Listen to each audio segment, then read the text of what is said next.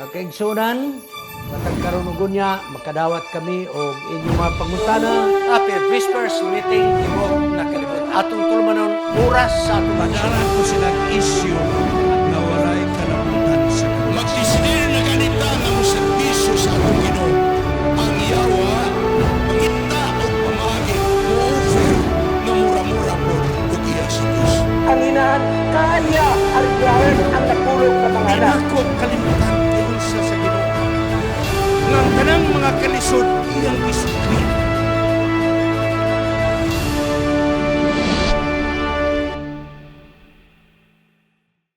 Happy prayer meeting sa Tibok Kalibutan. Ang atong SRS Media Ministry, Cagayan City, makigkaubang kaninyo. Ipipila ka mga gutlo alang sa atong tulumanon, oras sa atong leksyon. Mo kini ang panahon ng atong paghisgutan, atong himuon yano sinsilyo kaayo ang nahanay nga tupiko karong nga semana sa Sabbath School Department General Conference. Sa pagsugod, magampo kita. Gamhanan nga Diyos. Tukma gayod kaayo ang tupiko namo karong nga semana. Mahitungod sa kamatayon ni Jesus sa Kalbaryo sa cross. Sa diha nga kami moduol kanimo amo makita ang among pagkamakasala. Apan amo sa makita nga ikaw sa ka Dios nga gugma, Dios nga maluluyon ug Dios nga mapinasayloon. Salamat sa dugo ni Jesus nga ang gihugas among masala sa Kalbaryo sa cross. O balang Espiritu, tuguti nga among pagkinabuhi, tukma gayon sa kabubuton sa among Ginoo. Ang dugo ni Jesus dili mahimong kawang sa among kinabuhi. Kining tanan among pagadawaton sa ngalan ni Jesus manluluwas. Amen. Mga kaigsunan, gusto na ko ipabalukan ninyo na netong July 4, mga kaigsunan, ika-13 nato nga anniversary sa SRS Media Ministry. Dalay ko ng Ginoo, mga kaigsunan. Ako, personally, wala gyud ko maghuno-ano nga moabutan ining 13 katuig sa atong pagserbisyo alang sa pulong sa Diyos. Busa mga kaigsunan, manginaot kami diri sa atong studio nga kamo usab nga nagapaminaw sa atong tulumanon, nagmalipayon kamo o kanunay magaampo nga i-sustain sa Ginoo ang atong ministry aron magpadayon ang atong pagserbisyo alang sa mga katawan sa Dios. Ika-13 katuig ni atong July 4, mga kaigsunan. Karon aduna ako'y pinasay nga pahinumdum. Pahinumdum na lang ni kay ako na ning represent mga pipila ka mga bulan nga milabay. Kinigsoon ang atong kameraman, videoman, editor, mao si Joy, mga kaigsunan. Gikan sa pagsugod, year 1, hangtod karon siya gihapon mo'y atong kaubanan. Nagsugod siya sa atong studio, wala gyud siya kahibalubi sa gamay. Kaya nagsugod man ta, pinagig iPhone, mga kaigsunan. Baragin tao to atong sinugdanan. Sa daya nga nabot na kining kamera o guban pa, si Joy, mga kaigsunan, nag-self-study yun, YouTube o guban pa. Ug salamat sa Ginoo, kihatagan siya kaalam nga karon maayo na ang atong production. So agig pagpasalamat kang Joy, mga kaigsunan. Maayog yung tingali nga ato siyang hatagan og gasa sa iyang kasal, mga kaigsunan, karong August 9, 2026 sa SPUC Garden Church, Cagayan City. Ang iyang pag-asawa si Lovelyn, usa nato usab ka volunteer. Panahon nga adunay mga interview, siya mo'y akong ginagamit. Busa mga kaigsunan, agig pagpasalamat kang Joy sa iyang loyalty nga siya nagserbisyo niini, ako magahangyo kaninyo, kamong tanan kung arang mahimo. Abi ninyo kung ang tanan natong mga viewers, subscribers, muhatag lang bisag ginagmay dako na gyud ang kayo, basta tanan lang yun. So maghangyo ko kaninyo, agig pagpasalamat sa Dios nga si Joey mo'y dako na kong katabang rin sa studio. Lisod mangita og cameraman, videoman og editor. Lisod mangita. Apas Joey mga kaigsunan, iyang gihatag kay matod pa niya. More na akong talento na ihatag para sa ministry sa Ginoo. Bus sa mga kaigsunan, ako mag-auhag sa tanan natong viewers, sa tanan natong viewers. Maginagmay dinagko na ang akong GCash mga kaigsunan. Ipaagi nato diri sa akong GCash kay gusto ko nga atong ihatag nga kanang tibuok nga kwarta ba. No, kay kung ipadala na to siya, di na to matipon. Gusto na ko nga tipunon. Kaya ron atog yung hatag ni Joey mga kaigsunan. So please, kamo nga na-benefited sa atong ministry. Walay sapayan ugon sa inyong kahimtang. Ginagmay. Kung kamo maka-afford og dinang ko, salamat sa Ginoo. Ang ako lang nga doon natay mass participation. Bisag unsa kagamay ang GCash mudawat man gyud. Mudawat ang GCash bisag unsa kagamay. Maghinaot ko nga kini inyong ipadala sa dili pang August 3 mga kaigsunan. Kung mahimo mga kaigsunan, sa last week of July, mo ni atong deadline mga kaigsunan. So please, nadia ang duha nako ka GCash number 0918-942-2069 or 0917-118-8462. Dugayon sa nako na mga kaigsunan aron inyong makopya ang GCash nako. Kung pananglit, di ninyo mahinumduman o wa ninyo malista ang akong GCash number, pag-chat lang mo sa ako. Pag-chat lang mo, kay akong ihatag ang ako number. Ang Diyos magpanahin ka ninyo. Ako balikon, agig pasalamat sa pagkig-onong ni Joy, sulod din 3 ka mga tuig. Ug dugangan pa kini sa mga katuigan. Maghatag kita og gift gikan sa atong viewers, subscribers, mga kaigsuunan sa atong S. Media Ministry. God bless you all. Karon igsoon ang ato nga leksyon, ang mensahe sa cross. Maghisgot ganit ang cross di na literal kanang cross gyud nga material. Maghisgot ganit ang cross sa ato pa ang mga kasakit, ang dugo ni Hesus, ang samad ni Hesus, o ang kamatayan ni Hesus, o ang iyang pagkabanhaw, o ang iyang pagbalik mga kaigsunan. Mao na ang mensahe sa cross mga kaigsunan. Ang teksto nagingon sa 1 Korinto 1:18, kay ang mensahe sa cross usa ka binuang alang kanila nga nagakawala. Apan alang kanila nga naluwas, kini mo'y gahom sa Diyos. 1 Korinto 1:18. Sa daghang mga katuigan, ang imperyo sa Roma naghimo sa kamatayon sa cross ingon nga silot sa mga tao sama sa mga ulipon.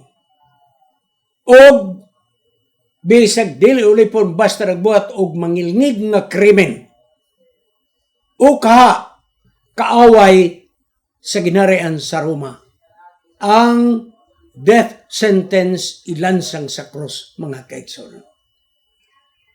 Si Cicero usa ka Roman orator, poet ug writer, nagayon diha mga maayong nga mga lumulupyo sa ginharian sa Roma, ayaw kamo paghunahon sa cross kay kanaalang lamang sa kaaway sa Roma.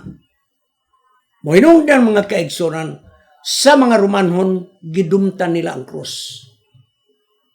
Kay matagtao nga malansang diha, mangilad ka na siya nga tao, mga kaigsunan. Namatay si Cicero, 50 katuig, sa wala pa matao si Jesus. Ang sinultian ni Cicero lahi kaysa sinultian ni Pablo. May tungod sa cross nga mo ang gidangatan sa kamatayon ni Jesus. Kaysa unang Korinto 1:18 na gayon niya, ang mensahe may tungod sa cross nagapakita sa gahom sa Dios nga nagaluwas kanato. Ang cross mo itubag sa Dios sa problema sa sala. Kaya ang Diyos nagadawat sa makasala tungod sa cross, Episodio 2:16, Colosas 1:20. Si Jesus mo'y nagbayad sa silot sa sala, pinaagi sa cross, Colosas 2:14. Busa, sa diha nga si Pablo nagpadala og sulat sa Korinto tungod sa daghang problema nga atong naisgutan sa maaging leksyon. Naging si Pablo sa kadagang problema nga giatubag niyo sa Korinto, usa lang ang tubag ni ana. Ang cross ni Jesus. Buti pasabot ang kamatayon ni Jesus. Ayaw na mo pagtan-aw sa mga problema nga inyong ginalalisan. Tutok ka mo sa kamatayon ni Jesus. Kaya tao nga magatutok sa kamatayon ni Jesus, dili makabuhat og pagpakasala. Tungod nini si Pablo nagatuo, ngang cross mo ang gahom sa atong kaluwasan. Busa, maisugon siya nga nagawali mahitungod sa cross. Akong balikon ha, ang atong gisgutan nga cross dili literal, dili material nga cross, kung dili naghisgot sa kamatayon, kasakit, o dugo ni Jesus, o pagkabanhaw, o pagbalik ni Jesus. Ang unang Korinto 1:18-31 nagpakita nga kung mudul kita sa Kalbaryo sa krus, atong makita ang atong kangilaan. Apan luyo sa nakita nato sa atong kangilaan, makita usab nato ang pagkamaayo sa atong Diyos. Kayang kamatayon ni Jesus sa krus, nagaluwas sa mga katawhan. Busa ang mensahe matungod sa krus, mo kini ang pinaka-importante sa mga wali. Unang Korinto 2:2. Si Pablo nag-aangkon nga wala siya ipadala alang sa pagbautismo. Apang ipadala siya ingon ng apostol. Kaya ang apostol mo ang pagtudlo, mo ang pagwali sa kabaturan sa mayong balita. Apa pag-ingon ni Pablo nga wala ko ipadala sa pagbautismo, dili buti pasabot ng si Pablo supak sa bautismo. Dili buti pasabot po nga si Pablo wala mamautismo, kung dili ang iyang buti pasabot.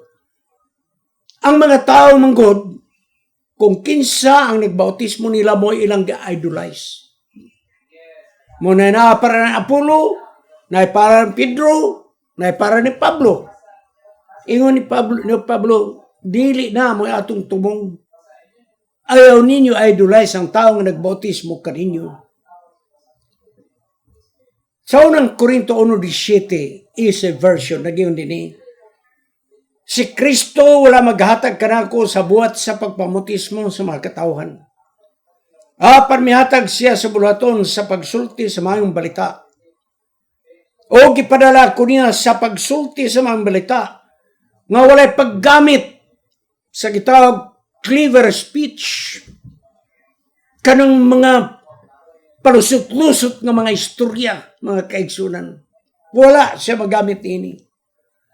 Kaya kung mapaagi siya mga palusot-lusot, mga philosophical, na wala ang gawom sa krus, mga kaigsunan. Kaya tao mo ingon, maayagid si Pablo, musulti. Kay ang intellectual ng approach, kanang philosophical ng approach, Dili kini mao ang gigamit ni Pablo sa Corinto. Dili kini mao iyang estratehiya. Lahi tong sa Athens, mga kaigsunan. Kaya gigamit niya sa Athens, philosophical, kay mga philosophers ang mga tao dito. Panangili sila ni White, Acts of the Apostles, nagingon, ang winalayan ni Pablo, bao lamang may tungod ni Kristo. Nagtudlo sila kanila, may tungod sa kamatayon sa krus. Kay gusto niya nga malimtan ang tanan gawas sa kamatayon ni Jesus. Ang unang Korinto 1:18-23, alang sa mga nangawala katong nagsalikway sa mensahe, ang krus mo'y binuang na istorya. Alang na ito mga tao nga dili mo to sa mensahe, binuang ang krus. Apan sa mga tao nga nagatuo nga ang krus binuang, mga kaigsunan, nagapasabot ka sila kaaway sa Diyos. Mahinungdan nga sila dili makasabot sa misteryo sa kaluwasan pinaagi sa krus. Ang ilang pangunauna pulos dautan, bisan pa ilang mga taras, busa dili ikatingala nga si Pablo nagasulti niini nga topiko sa unang Korinto. Ngalang kanila ang doktrina sa kamatayon ni Jesus binuang na. Usa sa mga problema sa Korinto mao nga ang mga tao na ganaw na nga grabe yun nila ka mayong laki. Mohinungdan nga ang taas kayo nga ng garbo, mga kaigsunan. Nga naman, nagunaw na sila nga super sila kamaalam. Busa, ang mga tao nga tuo sila, mga wise sa ilang kaugalingon, si Pablo nagingon may tungod sa mga Hudiyo, nga si Kristo gilansang sa krus sa mga Romanhon nga mga sundalo. Apan may bakod siya gikan sa mga patay. Gibayra ni Jesus ang sala sa kalibutan. Kiniigson nga doktrina malisod madawat sa mga taga-Korinto. Busa dili kaglimod nga ang mga taga-Korinto nagingon, mao ba ni Pablo nga nagtiaw-tiaw sa mga sinultihan? Nga anong makaako man siya sa pag-ingon nga kini maong tinuod? Kaya nagunaw na sila nga misa ni Pablo binuang. Busa alang kanila nga naman nga kita mga wise man nga mga tao, edukados Korinto, nga nung mutuuban ta ni Pablo, binuang man nga istorya. Og sa mga Hudiyo dito sa Korinto, ang mensahe ni Pablo mo'y pinakadako nga binuang. Nga naman, nagiyon si Pablo manluluwas Jesus. Kung manluluwas siya, nga nung gipatay man sa mga Romanhon, binuang ni. Manluluwas niya gipatay sa mga Romanhon. Ingon nila sa mga Hudiyo dito sa Korinto, ang manluluwas gamhanan kaysa mga Romanhon. Di nila kaya patyon ang manluluwas kung ugaling si Jesus manluluwas. Di nila kaya patyon. O kung gipatay, binuang na istorya. Ang unang Korinto 1:18 nagingon, masayon kini masabtan. Kung kita makig-away sa Diyos, ang cross binuang nga istorya. Apan kung nahigugma kita sa Diyos, ang cross mo ang gahom alang sa atong kaluwasan. Mo ning gisulti sa Korinto 1:18. Makig-away ka sa Diyos, ang doktrina sa cross sa kamatayon ng Jesus binuang. Apan alang sa nito sa kamatayon ng Jesus, ang wali ni Pablo may tungod sa cross, gahom alang sa kaluwasan. Mahinungdan mga kaigsunan nga nagingon, kanila nga nagalaglag sa ilang kaugalingon, manang gisulti niya katong nangawala. Sila mga tao nga mao'y nagsakit rapod sa ilang mismong kaugalingon busa sila nangawala. Ang unang Korinto 1:19 nang ingon na sulat na, akong laglagon ang kaalam sa mga maalam, og ang pagkamahayo mga tarungan ni adtong mga antigo mga tarungan.